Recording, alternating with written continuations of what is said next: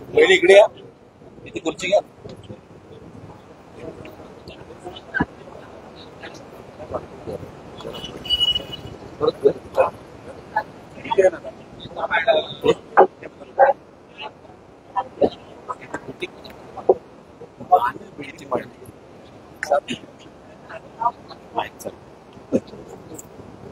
पुढे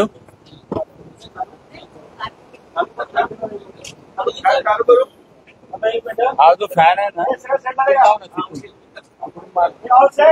लांब ठेव, लांब. रोल मनोज दादा, रोल मनोज दादा, रोल.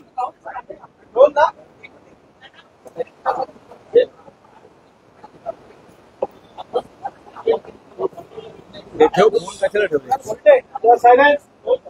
हा तुझा आहे त्याकडे ते हे हे घ्या. ते माझा रवी म्हणून उभा आहे बघा, त्याला द्या. फोन बंद करा आपले.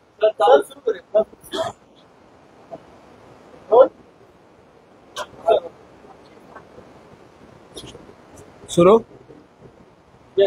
सर्व पत्रकार मित्रांना धन्यवाद देतो की कमी वेळामध्ये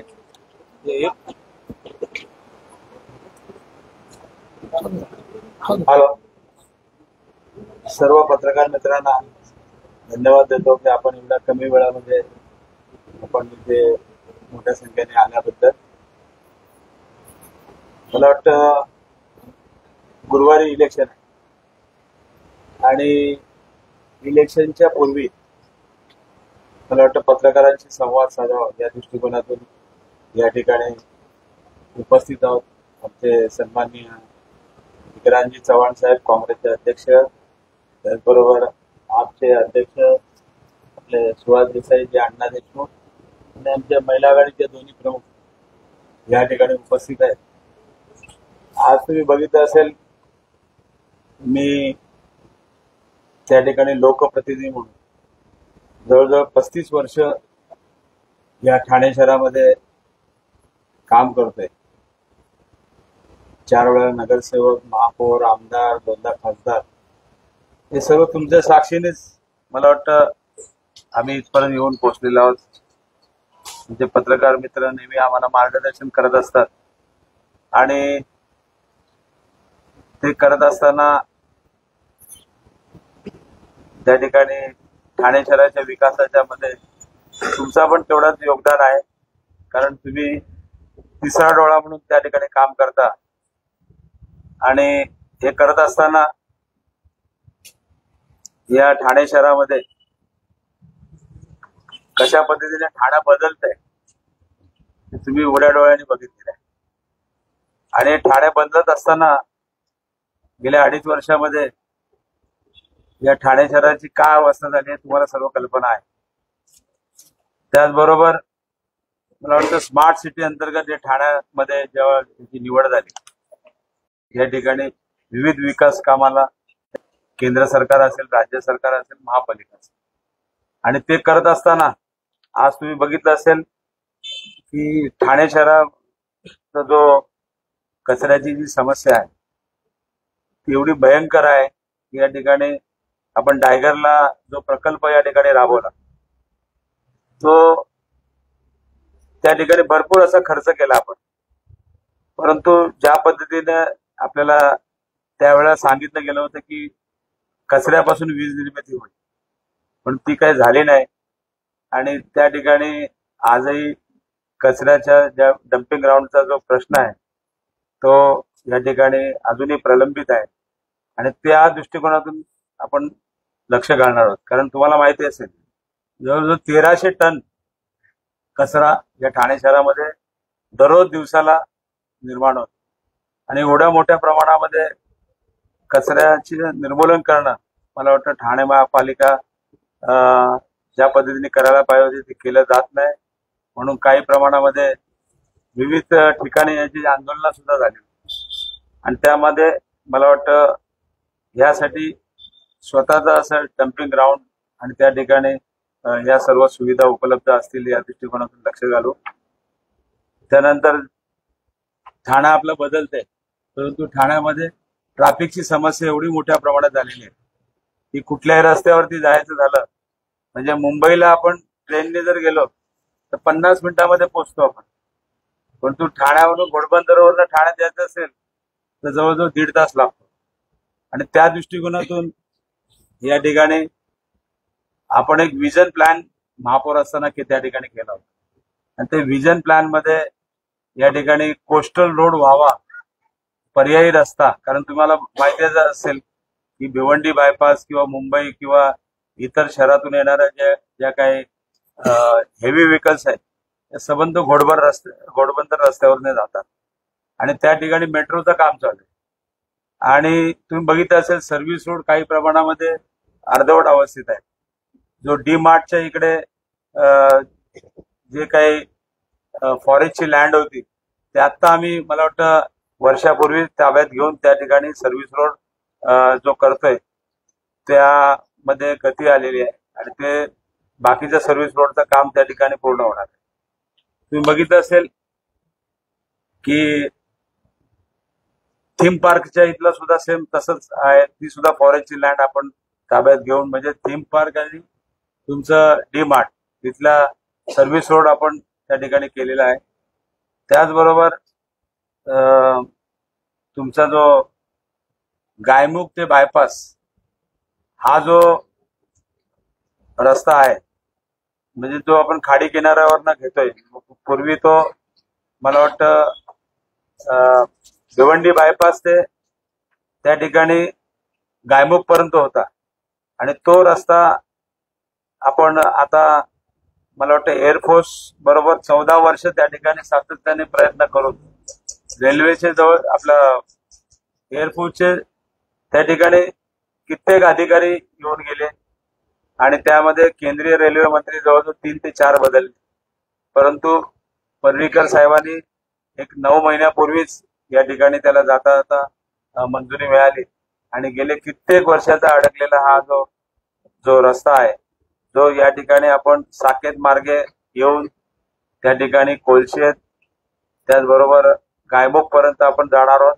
आणि गायमुख वरनं तो 4x4 लेन आपण करतोय. त्याच्यावरती अप्पर लेवलवरती त्या ठिकाणी 2x2 लेन करतोय. अशा पद्धतीने या ठिकाणी वाहतूक कोंडीचा जो विषय आहे तो त्या ठिकाणी दूर होणार आहे. आणि ते करत असताना मला वाटतं त्याला मंजुरी सुद्धा मिळाली. केंद्राची मंजुरी, आपला CRZ ची परवानगी मिळाली, हायकोर्टाची परवानगी मिळाली, MCZM ची परवानगी मिळाली. आणि सर्व परवानगी मिळाल्यानंतर त्याचं मला वाटतं येत्या काही दिवसामध्ये काम पण सुरू होणार.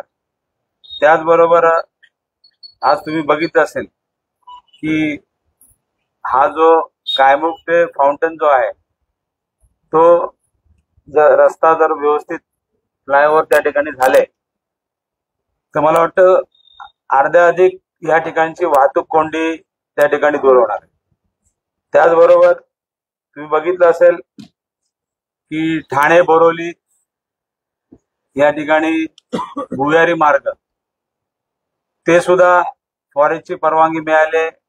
बाकी इतर जो नॅशनल पार्कच्या खालून टनेल जाणार आहे त्याला सुद्धा ते सुद्धा काम आता काही दिवसामध्ये सुरू होत आहे. त्याचबरोबर जो सर्वात महत्वाचा प्रश्न आहे की आज ठाणे शहराची लोकसंख्या जवळजवळ 27 लाखापर्यंत होऊन पोहोचलेली आहे. परंतु आपल्याला असणारं जे पाणी आहे ते 510 MLD पाणी आपल्याला फक्त मिळतं. आणि 510 MLD आपल्यासाठी पुरे नाही. आणि यासाठी त्या जे काही आता सूर्या धरणावरनं 150 MLD पाणी आपल्याला या ठिकाणी मिळणार आहे. जेणेकरून या ठिकाणी पाण्याची समस्या दूर होणार आहे. आणि त्याचबरोबर काळू धरण जे आहे त्यासाठी सुद्धा मी प्रयत्न करणार आहे. जेणेकरून या ठाणे शहरासाठी स्वतंत्र असं धरण त्या ठिकाणी होणार आहे. तुम्हाला माहिती असेल ज्यावेळेला मुख्यमंत्री मनोहर जोशी असताना 110 MLD पाणी पुरवठा योजना मला वाटतं महापालिकेने त्या ठिकाणी केली होती. आणि तो जो प्रकल्प या ठिकाणी टेमघरला आपण केलेला आहे. परंतु असं स्वतंत्र धरणाचं जे आहे ते त्यासाठी मार्गी लावण्यासाठी मी प्रयत्न करणार आहे. त्याचबरोबर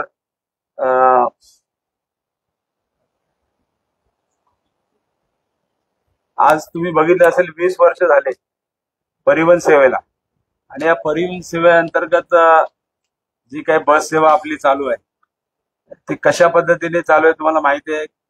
त्या ठिकाणी अपुरा बसेस आहेत, प्रवाशांची संख्या वाढलेली आहे, आणि ज्या पद्धतीने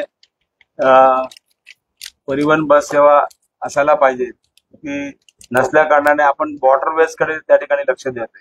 म्हणजे एका ठिकाणी आपण नवीन कोस्टल रोड तयार करतोय, दुसऱ्या ठिकाणी आपल्याला असलेला खाडी किनारा हे लक्षात घेता मला वाटतं 9 महिन्यापूर्वीच आपण एक वॉटरवेजचा जो प्रकल्प आहे त्यातला फर्स्ट फेजचं काम या ठिकाणी आपण भाईंदरवरनं वसईला जाण्यासाठी रोरो सेवा, कारण तुम्हाला माहिती आहे भाईंदरवरनं वसईला जायचं असेल तर त्या ठिकाणी 1.5 ते 2 तास लागतात, आणि ते आपण 20 मिनिटांमध्ये भाईंदरवरनं स्वतःची कार घेऊन 4 व्हीलर त्या ठिकाणी वसईला 20 मिनिटात जाणार आहोत.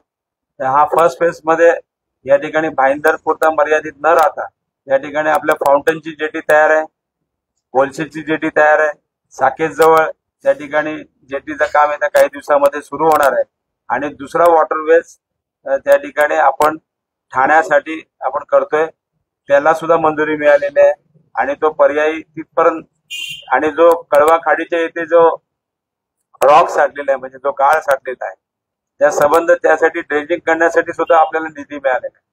आणि ते झालं तर मला वाटतं हा वॉटरवेज पुढे जाऊन ऐरोलीला जेटी तयार आहे, त्याचबरोबर बेलापूरला तर त्या ठिकाणी आपण जे वॉटर टॅक्सी सुरू केलेले आहे त्या ठिकाणी मोठा एक या रोरो सर्व्हिससाठी तिथे स्टेशन आपण त्या ठिकाणी ठेवलेलं आहे, जेणेकरून पुढच्या फेजमध्ये मुंबईपर्यंत आपण त्या ठिकाणी गेटवे ऑफ इंडिया पर्यंत आपण या सर्व्हिसेस देऊ शकू.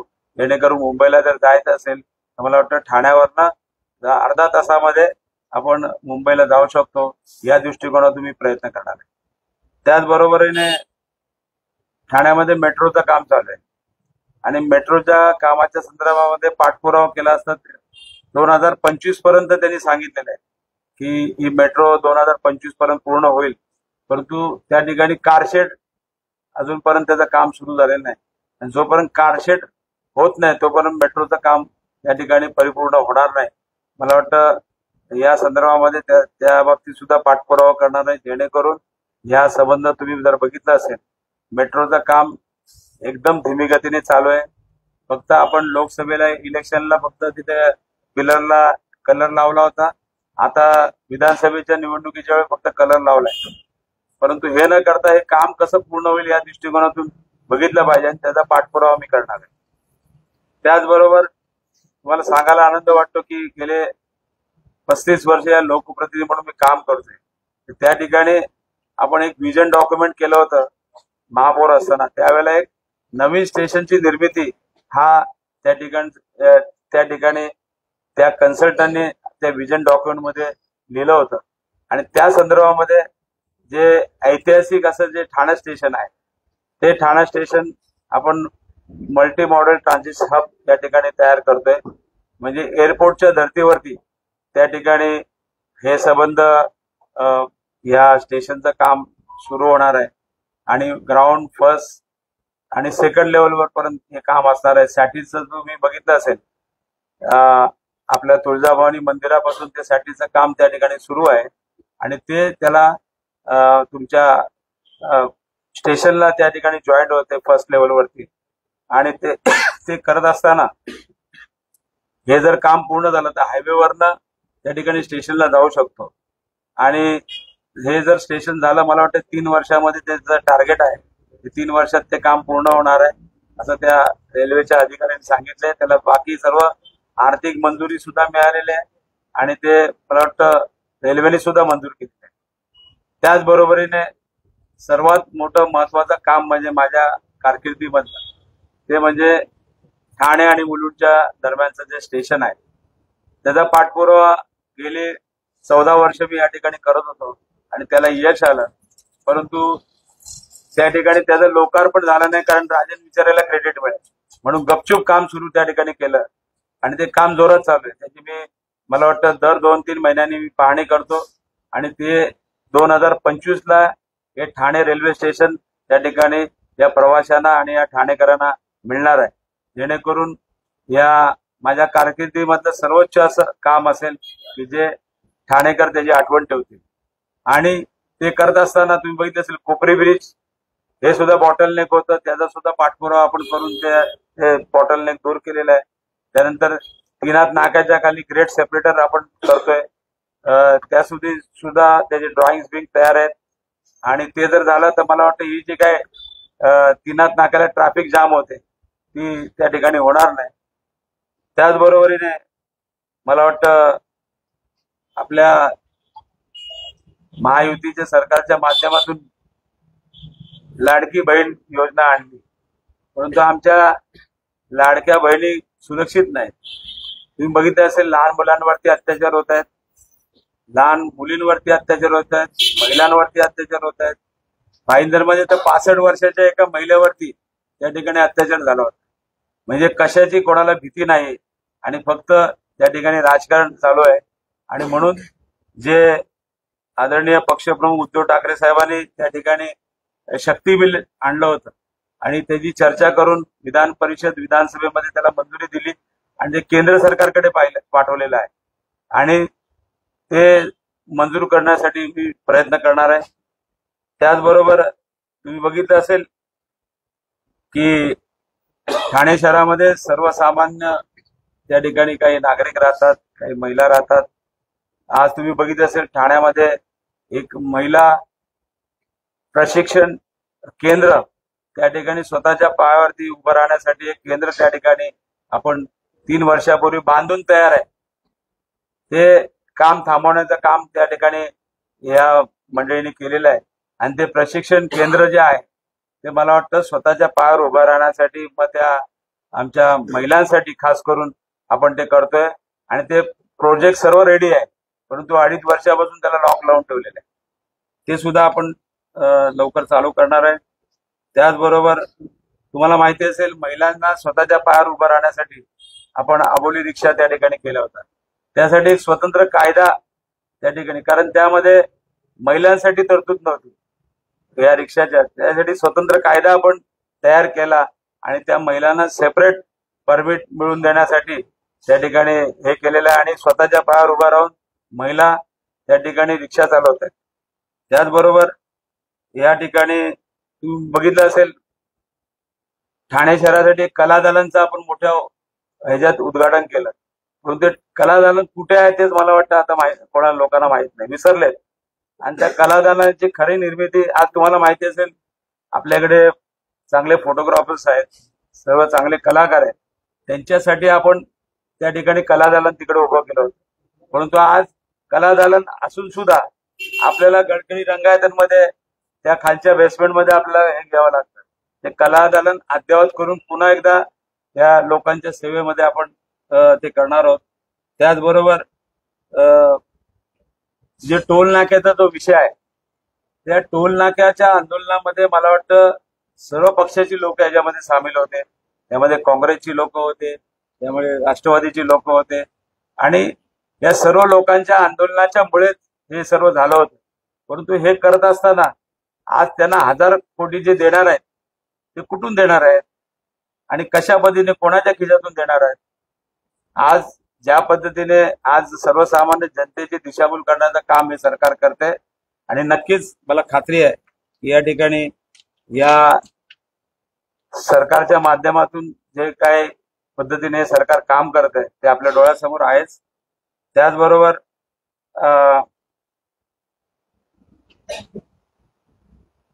सर्वात महत्वाचं म्हणजे जो मी वचननामा या ठिकाणी आपल्या त्याच्या नागरिकांच्या समोर ठेवलेला आहे, ठाणेकरांच्या समोर आहे, त्यामध्ये आपलं आराध्य दैवत छत्रपती शिवाजी महाराजांचं मंदिर त्या ठिकाणी आपण करतोय. कोपनेश्वर मंदिर जे आहे त्याच्या समोरच छत्रपती शिवाजी महाराजांचा अश्वारूढ पुतळा आहे आणि त्या ठिकाणी आपण एक चांगलं स्मारक आणि जे छत्रपती शिवाजी महाराजांचं मंदिर त्या ठिकाणी आपण करणार आहोत.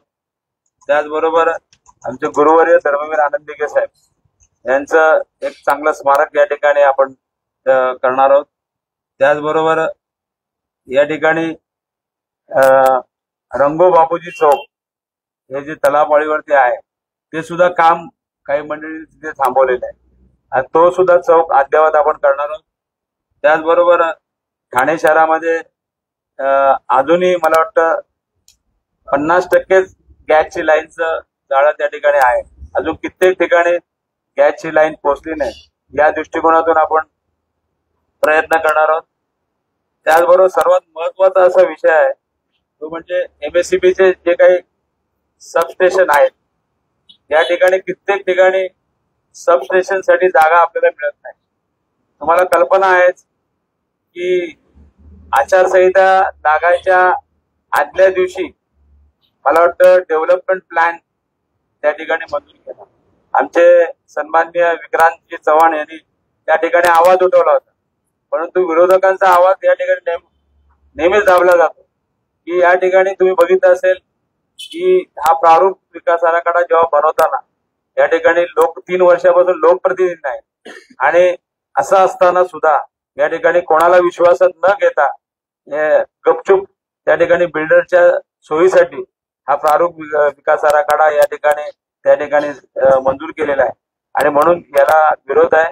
हा जो प्रारूप विकास आराखडा आहे तो आम्ही परत एकदा जनतेसमोर मांडून जनतेला ज्या त्यांच्या सूचना असतील या सूचनाचा आदर करून लोकप्रतिनिधी असतील या सर्वांना विश्वासात घेऊन या ठिकाणी परत एकदा ठाणे शहरासाठी एक चांगला विकास आराखडा या ठिकाणी आम्ही करणार आहोत. त्याचबरोबर सर्व तुम्हाला माहिती असेल सर्व आमच्या महानगरपालिकेमध्ये जेवढे बी आपण हे बांधलेले आहेत म्हणजे थोडक्यामध्ये खुला रंगमंच किंवा हे बांधलेले आहेत, परंतु ते सर्वसामान्यांसाठी मिळत नाही. ते कमर्शियल अँगलने हे केले जाते. त्यासाठी सर्व जाती धर्माच्या लोकांसाठी या ठिकाणी आपण उपलब्ध करून देणार आहोत आणि अशा पद्धतीने गेल्या 35 वर्षात केलेल्या कामाचा साक्षीदार तुम्ही आहात. त्यामुळे मी तुमच्या समोर जास्त बोलणार नाही की परत एकदा तुम्ही सुद्धा मतदार आहात ना, त्यामुळे नक्कीच तुम्ही या गोष्टीचा विचार करून परत एकदा मला ठाणे शहराचा आमदार म्हणून काम करण्याची संधी द्याल. धन्यवाद. जय हिंद, जय महाराष्ट्र, वंदे मातरम.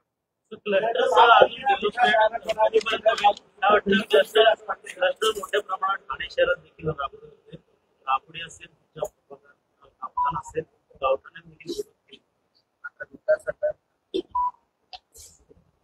मला वाटतं क्लस्टरच्या संदर्भामध्ये अजूनही जनतेमध्ये संभ्रम आहे. कारण क्लस्टर योजना आता पण आम्ही क्लस्टर किती वेळा क्लस्टर हे मला वाटतं वाघेशेठ साठी त्या ठिकाणी केलं होतं. कारण त्या ठिकाणी आजूबाजूला असलेल्या बिल्डिंग ज्या आहेत MIDCच्या जागेवरती आहेत आणि त्या ठिकाणी या धोकादायक इमारतीसाठी ऑलरेडी तिकडे 5 ते 6 FSI वापरलेला आहे आणि अशासाठी तो क्लस्टर आणावा असा तो हे होता. परंतु आज संपूर्ण ठाण्यासाठी मला वाटतं ठाणा नाही तर आपली जी काय MMR रिजन आहे त्या MMR रिजन मध्ये त्यांनी तो हा क्लस्टरचा योजना आणली आहे. पण त्या क्लस्टरच्या योजनेमध्ये जनतेचा मला वाटतं विरोध आहे. प्रत्येक ठिकाणी त्या ठिकाणी विरोध होत आहे. शेवटी जनतेच्या हितासाठी जनतेला त्याच्यामध्ये काय फायदा आहे आणि कशा पद्धतीने तो विकास होणार आहे आणि त्यामध्ये तुम्ही जर बघितलं असं त्या जे रहिवासी आहेत त्यांच्या हा क्लस्टर झाला तर मला वाटतं त्यांचा हक्क निघून जाणार आहे आणि ते सरकार मग त्या कोणाला द्यायचं तर अदानीला द्यायचं किंवा अजून कोणाला द्यायचं त्यांच्या माध्यमातून त्या ठिकाणी होईल. म्हणून सर्वसामान्य जनतेचा त्या ठिकाणी रोष आहे. जे सर्वसामान्य जनतेला पाहिजे आणि जनतेच्या फायद्याचे आहे ते आम्ही या ठिकाणी करणार आहोत.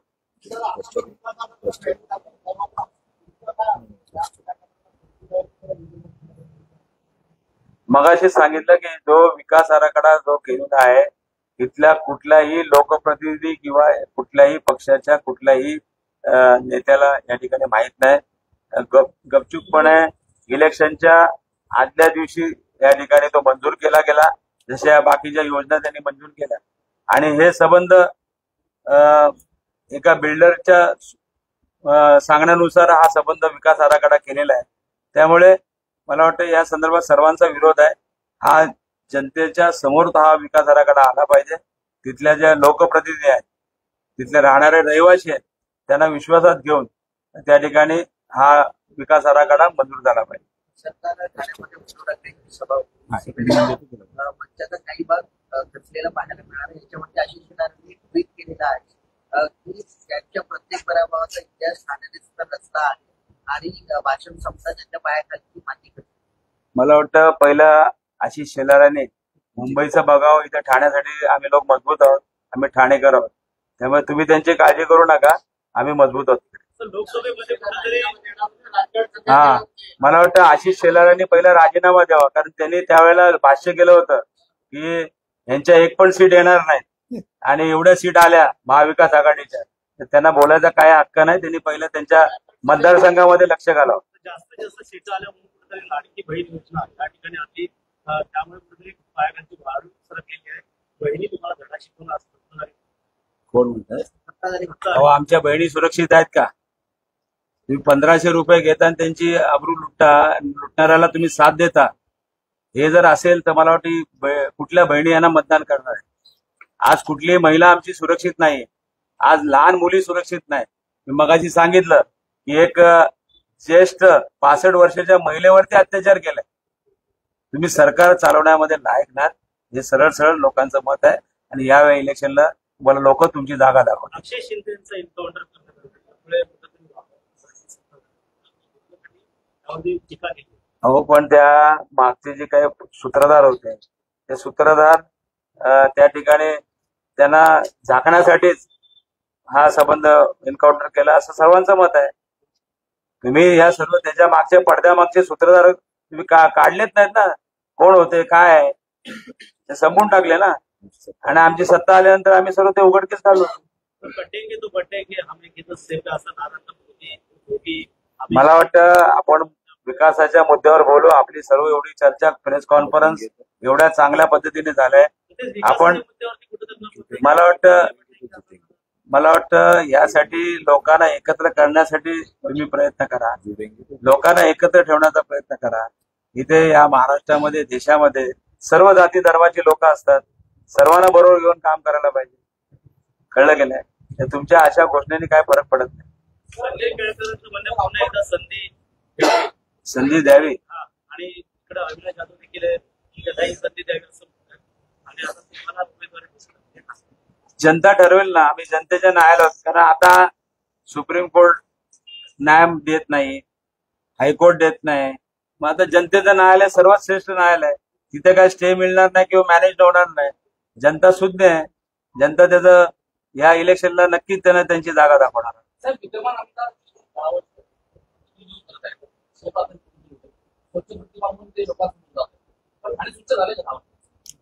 आता तो कचरा आपल्याला काढायचा आहे ना. मी मगाशीच सांगितलं की ठाणे शहरात सर्वात मोठा जो प्रश्न असेल की त्या ठिकाणी आपलं स्वतःच डम्पिंग ग्राउंड नाही, त्या ठिकाणी स्वतःच पाणी पुरवठा योजना नाही. बदलते ठाणे पण हे सर्व समस्यांनी बदलत आहे.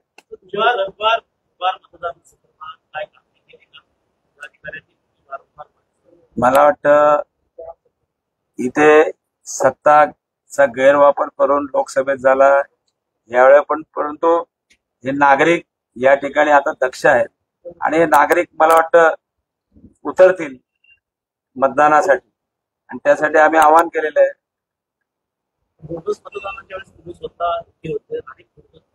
आता मला वाटतं सर्व ठिकाणी आम्ही सीसीटीव्ही कॅमेरे लावावे मतदान केंद्रावरती, ही आमची मागणी आहे आणि ती मागणी मान्य केलेली आहे. आणि आमच्याकडे सुद्धा एक यंत्रणा आहे की जे कोण दुबार नाव आहे ती आम्ही सर्वे केलेली आहेत आणि त्या सर्वेमध्ये आम्हाला माहिती आहे की राजन विचारे नाव जर एका ठिकाणी असेल तर ते चरईमध्ये आहे आणि राजन विचारेचं नाव घोडबंदरला सुद्धा आहे.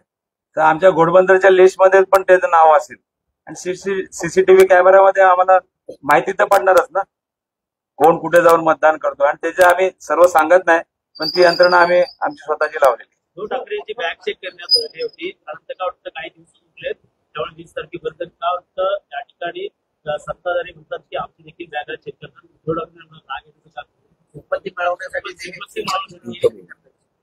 मला वाटतं मला असं वाटतं उद्धव साहेबांनी त्या स्टेटमेंटमध्ये सांगितलंय की आमचं चेक करा, म्हणून आमचं चेक करत असेल दुसऱ्याचं पण करा असं त्यांचं म्हणणं. आणि ते काय गैर आहे. ह्या बॅगा भरून मला वाटतं नाशिकला जे काय बॅगा भरून गेले होते ते अख्खा व्हिडिओ सर्वांनी बघितलेला आहे. धन्यवाद.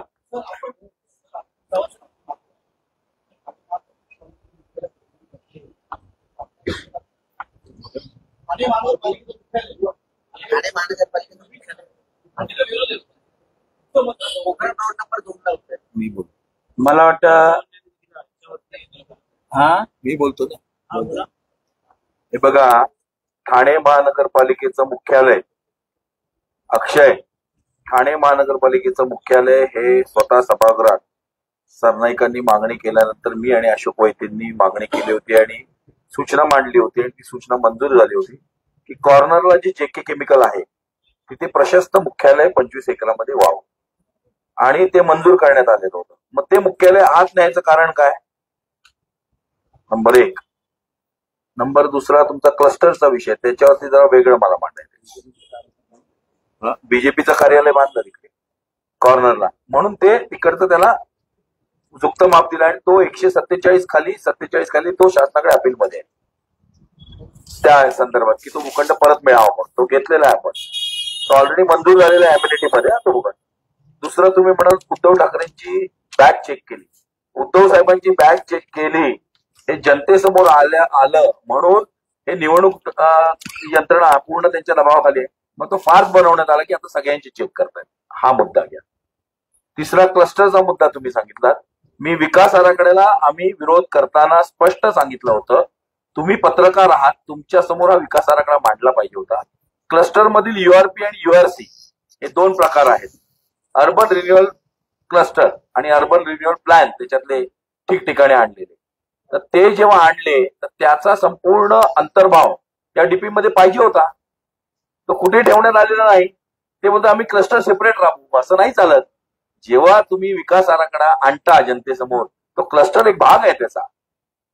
आणि आता महत्वाची बाब, क्लस्टरचे नवीन नवीन गपचूप जीआर काढतात युआरपीचे आणि मानपाड्याला टाकतायत, वसंत विहारला टाकतायत, वसंत विहारला दामजी शामजीला आणतायत, मानपाड्याला सुगी बिल्डर आणलाय.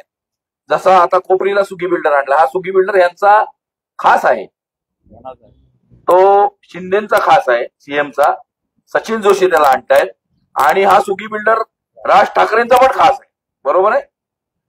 त्यामुळे ही मिलीजुली बघत आहे आणि आता लढाई त्यांच्यात लागलेली आहे. कुठेतरी खुश करायला नारळ फेकले आणि टोमॅटो फेकले, पण ती खुशी कुठेतरी आता दुःखात विरजन झालेलं आहे. कारण का ते काय यांना मदत करत नाहीत आणि हे आता हे करतात. त्याच्यामुळे त्याच्याबद्दल अजिबात काळजी नाही. हे जे प्रश्न आहेत महानगरपालिकेच्या संदर्भात तुम्ही म्हणालात, जे संजय केळकरांच्या निष्क्रियतेमुळे अनुत्तरित राहिले किंवा ह्यांच्या भ्रष्ट कारभारामुळे अनुत्तरित राहिले, ते प्रश्न सगळे या ठिकाणी घेऊन पुढील 5-10 वर्षात आम्ही जनतेसमोर सामोरे जाणार आहोत. राजन विचारे साहेब असतील, जितेंद्र आव्हाड असतील, मनेरा साहेब असतील, केदार दिघे असतील, यांच्या नेतृत्वाखाली या 4 आमदारांची आम्ही जाणार आहोत. आणि कोपरीमध्ये जो 25 वर्षात काही होऊ शकला नाही कोपरी आणि वाघळीमध्ये, आम्ही तुम्हाला वायदा देतो, जर ठाणे आणि कोपरी आणि त्या याच्यामध्ये जर सगळ्यांना निवडून दिलं तर शांघाय बनवण्यासाठी आम्ही 10 वर्षात प्रयत्न करू. शेवटचा प्रश्न आहे. अनेक मतदारसंघामध्ये अनेक उमेदवारांचे जे बडे नेते आहेत त्यांची उपस्थिती दर्शवली देवेंद्र फडणवीस आज गडकरी. मात्र शिवसेना उद्धव बाळासाहेब ठाकरे पक्षाकडून फक्त उद्धव ठाकरेंची एकच सभा घेण्यात आली. आदित्य ठाकरे किंवा आदित्य नेते त्यांची उपस्थिती ठाण्याला लाभते. ठाणे शिवसेनेचे ठाण्याची शिवसेना असं समीकरण असतं. एक टायगर बघ काफी सर्वात मोठा टायगर आता.